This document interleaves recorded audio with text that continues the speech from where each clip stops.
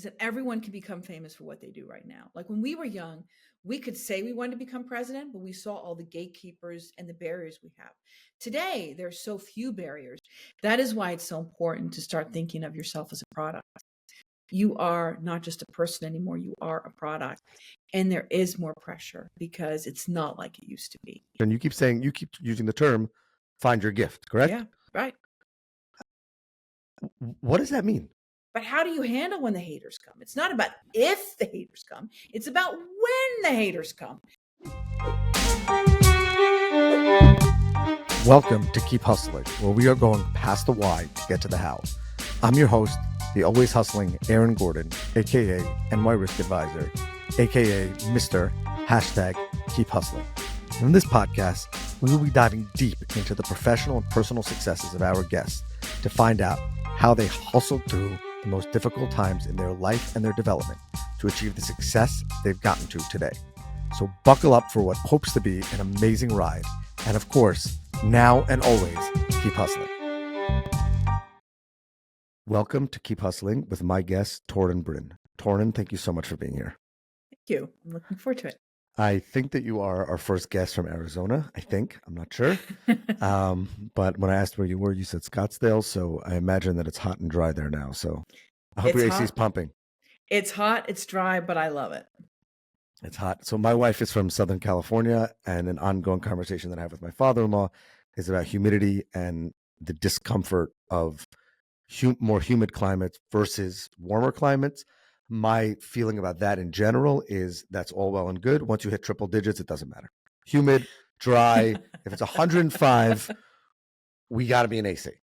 So yes, I can see that. But I have to say, my brother was surprised. He's from Jersey, and he came to visit me last year, and he was surprised at how, no matter how high the temperature was, he could really enjoy it because you don't have the humidity that you have in Jersey. Do you have a swimming pool? I do. That's why you enjoy it. Yes. That's it. That's the only, you can even, it's a mindset. It's a mindset. It's like keep hustling.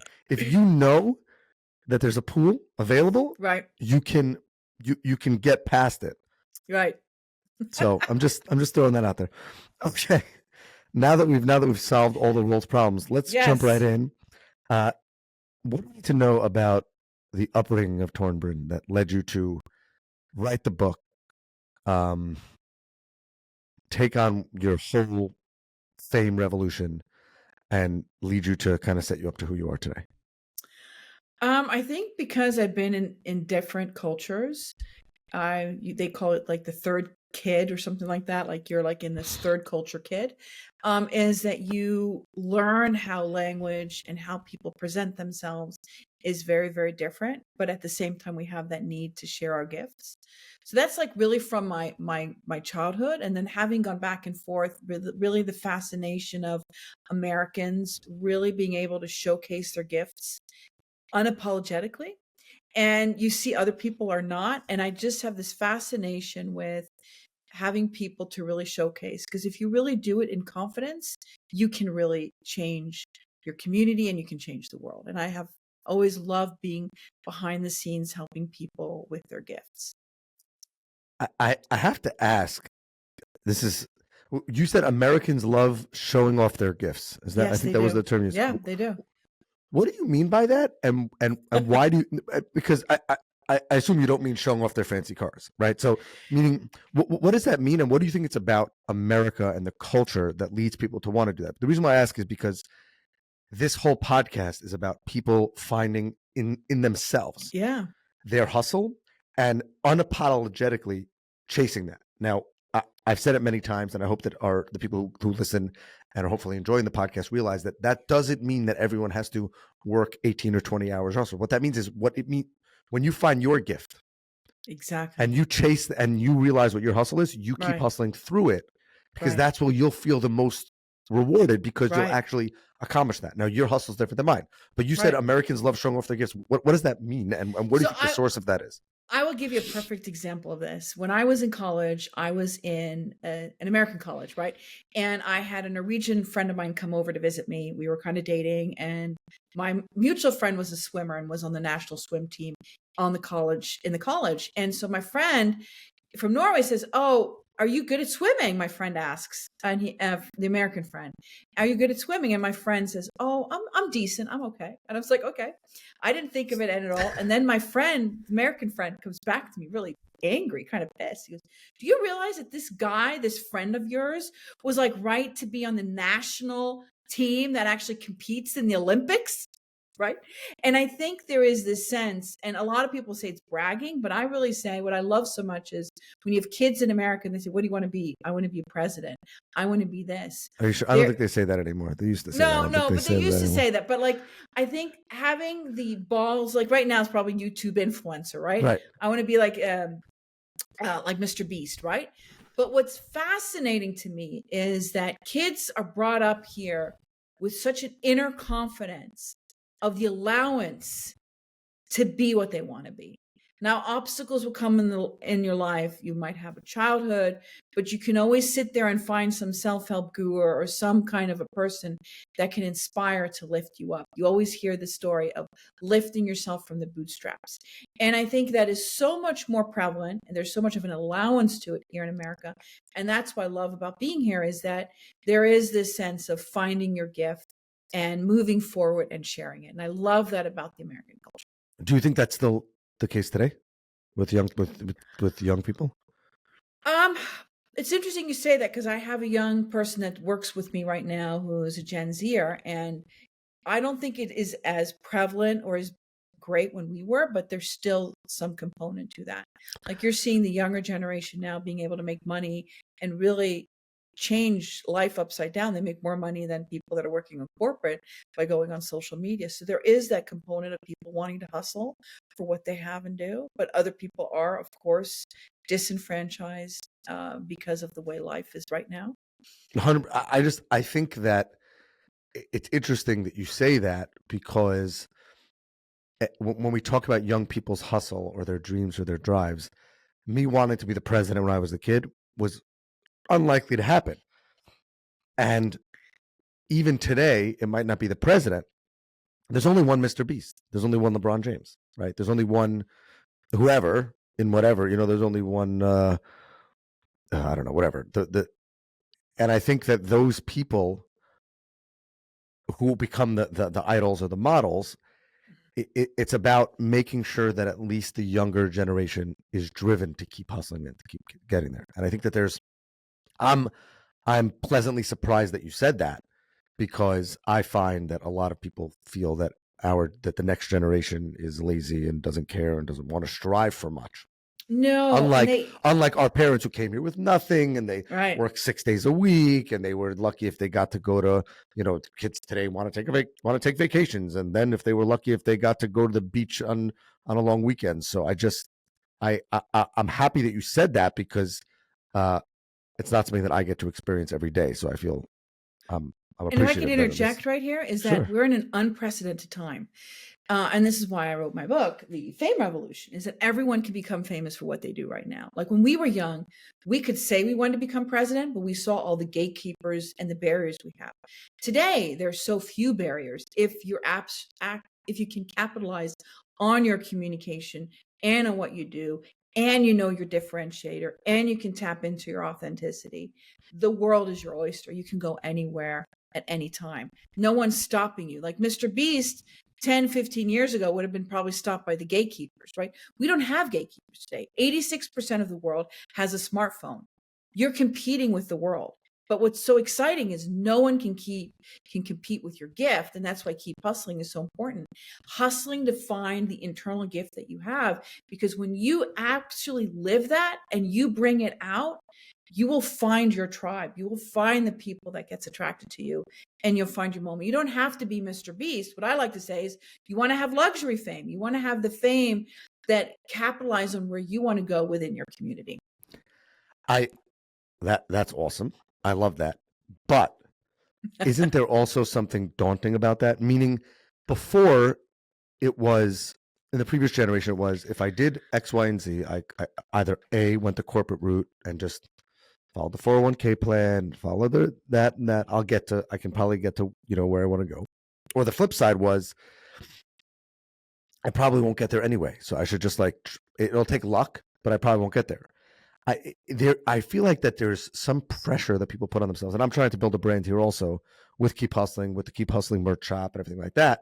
And I think that it's daunting because since everyone can do it, since everyone can be famous, if you're not, or if you haven't yet achieved it, that might get you down, right? And so that might impact your hustle negatively. Whereas before you could, and I don't mean to sound negative about it. It's just before, to your point, you would say it's not my fault. Like I couldn't get past the gatekeeper. I applied for the job 50 times.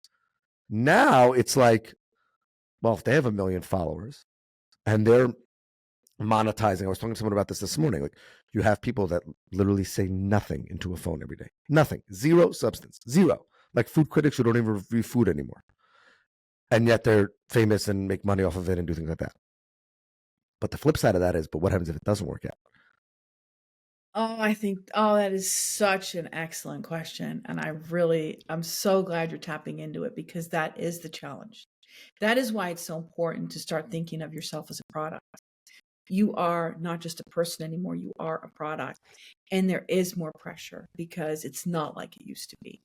The benefit of it is the world is your oyster. But at the same time, there's now more than ever, it's on you. It's on you to find your gift. It's on you to find your authenticity and to bring it out. It's a whole different pressure. It really reminds me of the political leaders that I've worked with, musicians I've worked with, right? You're honing them, training them to be out in public. You're honing and training. What does it mean to be authentic? What am I going to share of my personal life, right? Who is going to be a part of my brand and how are you going to actually move that forward? There's a lot more pressure. It is.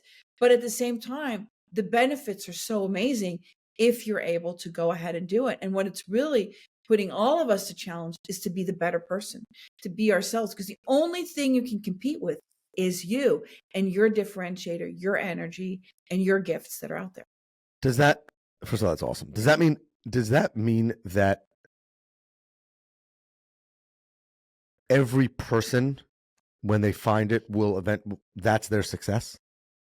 Meaning, is that the game? Is the game, you keep saying find your gift. Mm-hmm. You keep saying that. It's not find your career, find your passion. You keep using the term find your gift, correct? Yeah, right.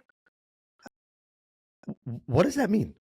What does that mean, find your gift? And why should a person chase it? Why shouldn't a person just say, I'm serious, why should a person just say, yeah, I should work the 9 to 5 and do whatever, and because that's what my parents told me to do. Go to college. You can't do 9 to 5. You can't do 9 to 5 without knowing your gift. Even in the 9 to 5, you have to have your differentiator on display. Like Carla Harris, who is on the board of Morgan Stanley, was an African-American woman and was ahead of her time, noticing that because she was an Emmy Award gospel singer and started to incorporate that into her Morgan Stanley investors, she went to the top. Why did she go to the top? Because she exhibited herself. And I heard her speak 2 years ago talking about how you almost need to be, and this is in my words, you need to become famous. You need to showcase your personality because it's your personality that's going to make people remember you. So if you're in an accounting department and you're just one of the crowd, but you're not really standing out, maybe you're like a baseball fan or you're putting something out there, maybe you're doing some charity work, showing your differentiator. When the time comes to cut people, they're going to cut the person that they don't know anything of. Right? So there's something about capitalizing and understanding your personality. That's why I call it the fame revolution. We're in a huge revolution. The way you were before, where you could just follow the rules, the 9 to 5 job, yeah, you might be able to do it if you are in the top 1% of the best accountant in the department, right? But what's really going to get you more so than ever is you standing out, being who you are, and knowing when to do it and when not to do it. This is why cancel culture and all these components, which we never had to deal with. Like, I love to be behind the scenes. I've not wanted to be out there. Like, I'm not famous, and I'm talking about fame, right? And the reason why I'm doing that, and the reason why I'm starting to talk about it now, the reason why I'm writing the book, is I'm seeing the shift. There's a revolution now. We have to look at ourselves as the product, as the person, and finding out what part of that process are we actually going to share of ourselves. What if a person doesn't want to be famous? What if their hustle is not fame? What do you mean by that? Meaning, I assume fame means, I assume when you use the term fame, you mean famous, like actually, like I walk Become down the street known and for people know what who you I am. do. Become But what known if a for what person you just do. wants to be behind the scenes? I don't think you can do that anymore Why not? because the Why has the hustle competition. been redefined to that? I think it's going to be very hard to stay behind the scenes. I'm seeing that. Like I had someone that I talked to last week, very high profile person, but not high profile enough that that person's known for what they're doing, right? But they're just behind the scenes, the chief of staff, helping media, speechwriter, all that kind of stuff for the highest level of people. But people don't know about it. And when people don't know about it, the referral base is running dry. And so it's very hard to stay behind the scenes in this era where everyone's standing out. I don't think you can do it anymore. What if a person is scared of their individuality? How do you I think, convince someone who thinks that, you know, that quirk is not the kind of fame that is not going to take off in a positive way? Right? I mean, I guess one of the oh, I things is, totally you know, agree. what if it's a negative? What if fame impacts them negatively? Not that people look at them, not that they did anything wrong. I'm not saying that, you know, a person's like a drug dealer, but I'm saying how how does a person get past that to inspire their hustle and to continue going if their authentic self is not common in the public space?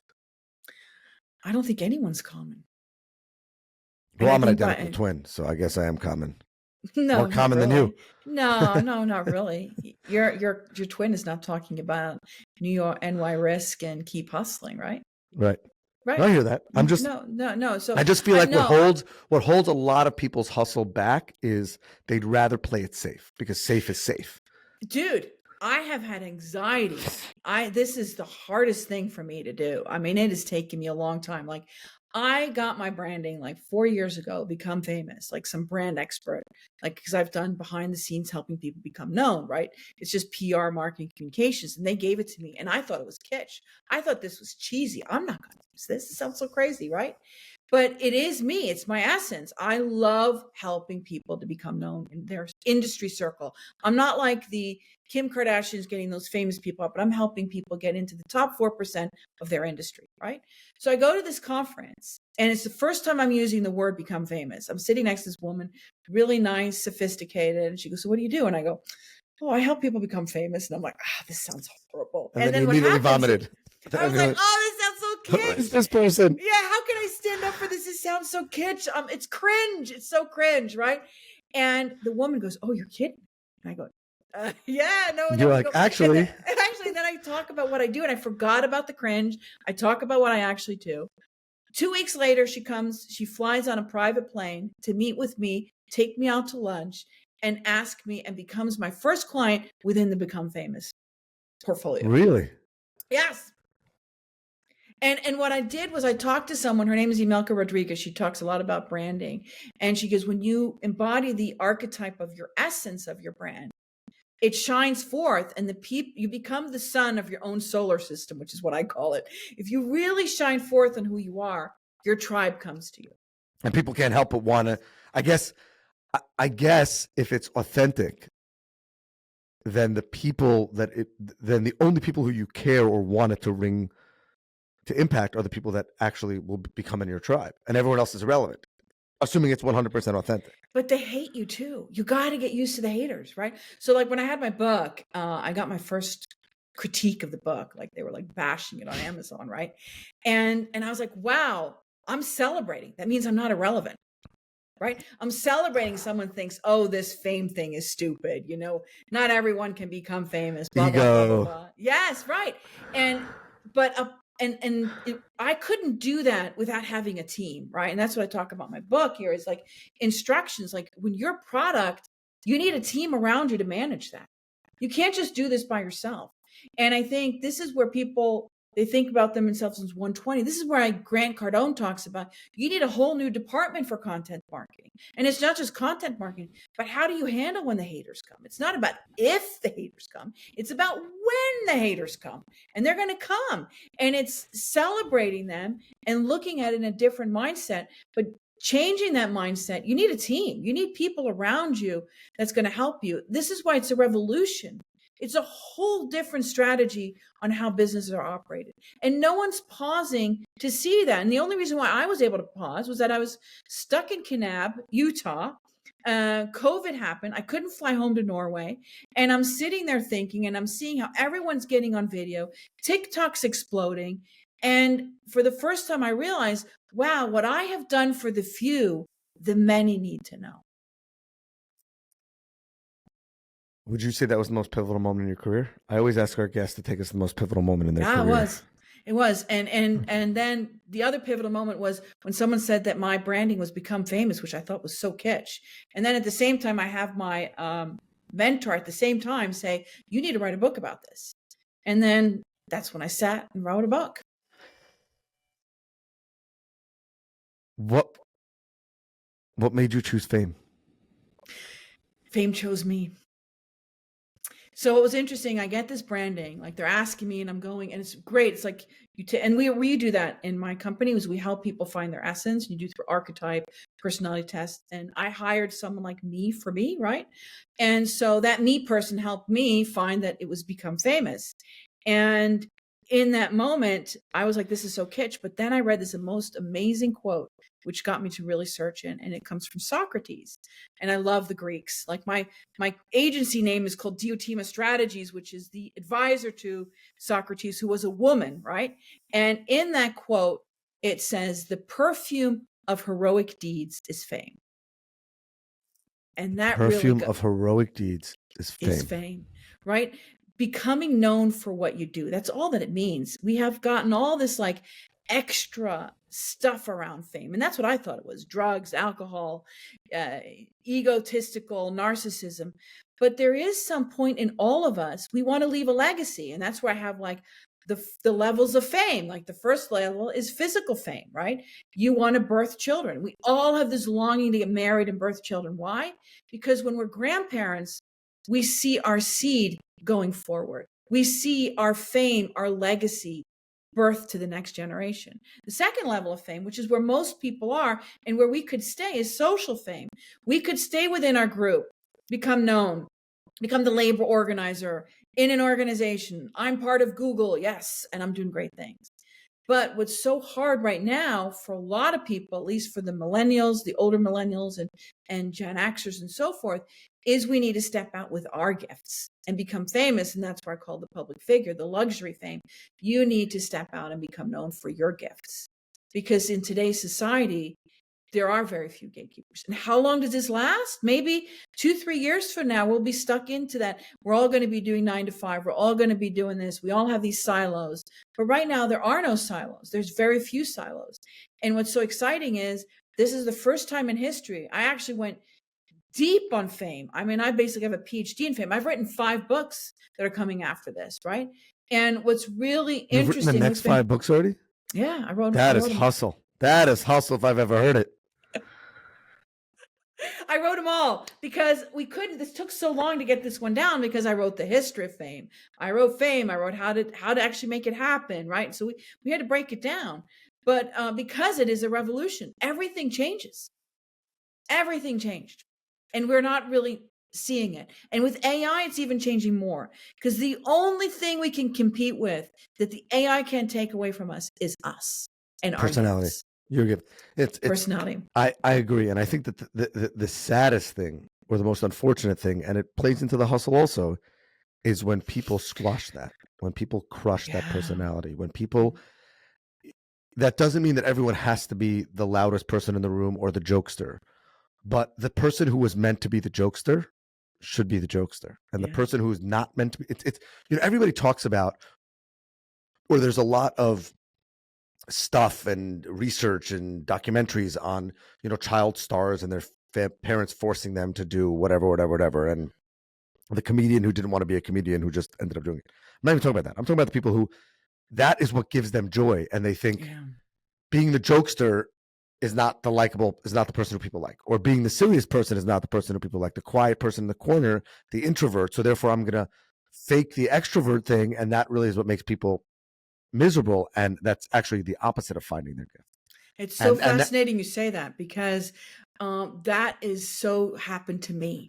When you talk about pivotal moments, it was when I had that woman fly, but then I was kind of upset. How is it that this gets me? And then I did this test that we do is like this, which we did with my business partner, is finding my essence. And my essence is to be the performer, is to be out there. But I tried to be what the corporate wanted, the prescriptive society. I am the good person. I don't wear my glasses this way. I don't wear red. I wear black. I have my hair up and I'm serious, right? But as soon as and I didn't believe her when she did this with me, but then we finally tested out on social media. And we did a little bit color, we did a little bit of the essence of me. That's when things took fly, how much do right? you think has been lost in the creative world and in the good that could be given to the world by people thinking that's not what the public persona wants? And that's what I think about. The same thing about the hustle. I'm the NY Risk thing. Sometimes my kids like it, sometimes they don't. That this is my plate and embracing it, and I wear the shoes and have the hashtag and all that stuff. And I'm the NY Risk advisor and they keep hustling. And for me, it was like the day, forgetting the haters, the day that someone came over and said, "You're the keep hustling guy," I was like, it's all worth it. And I've gotten haters. I didn't even think when I started this whole thing that the anti-hustle culture, quote unquote, people would come after me like that. And that hasn't been crazy, but it's just, and I think that that's because the world misconstrues hustle. Everyone says hustle culture, hustle culture, hustle culture, getting up at 4 a.m, going to sleep at 1 a.m, not caring about your health, not caring about yourself, or you're not having time for you or your family or things you love. And I think it's just the opposite. I actually think that a person who embraces and finds their true hustle achieves the most freedom. But you Because know what? You know why people hate you or hate the keep hustling? because I think I found my gift and they're jealous. You found your gift and they're I jealous. hope. No, that's what it is. I hope one day. So 90% of people are lurkers, right? They're on TikTok and they're lurking, and then they'll just hit you when they can really feel like. And I was listening to someone yesterday, and they just hit her and triggered her at that moment. And she's been this wonderful woman sharing her gifts out there. And I just love the way she handled it. She says, I'm triggered right now, but I'm not going to respond to that. I'm going to respond to you in love. I understand your critique. And then it was like, so many people are just out there because they haven't been able to share their gifts. And it's so hard to do, though. It's so hard because, and by the way, you want to talk about what hustle culture should be? Hustle culture should be that when it's hard, for a reason that has nothing to do with you, for outside sources, you keep going and you keep hustling. Yeah. I believe that nobody, except for oneself, should stop us from achieving our goals and and finding that gift. And I think that so often people allow the outside, the haters, the public persona, the status quo to stunt their growth in finding the gift, and they stop digging for it. But it's so hard because you have to look inward. It's all about you. It's not the world. You have to look inward to really tap into your gift. And so many people don't want to. That's why you scroll. That's why you eat too much. That's why you're drinking too much. You're not really wanting to tap in because a lot of people are afraid to find out what it actually is because it might upend your whole life. Do you think that there's a lot of people who miscalculate what their gift is? Yes. Meaning they actually think that it's their gift. They think they found it, but it's totally wrong and it's totally fraud. Not intentionally, but meaning it's just they've been so conned by the system or by whatever it is, their own doubts, that it veers them in the wrong direction. Well, I think, yes, I do think that happens, but I also think our gifts might change too, right? I think you might have for a moment where you want to be the New York risk guy, but then maybe when you're seeing all of this momentum, you might want to start a nonprofit on keep hustling and helping teens and other people. Keep right? Hustling Foundation. It's already in the works. Keep hustling foundation, right? So you have this different role of what your gift is. But I do believe that the layers, it took me so long. And I remember my real amazing coach, her name is Mandy Perry. It was 4 years ago. And we were talking through and she goes, yeah, but Torund, you've got all these coats and layers of corporate expectations on you.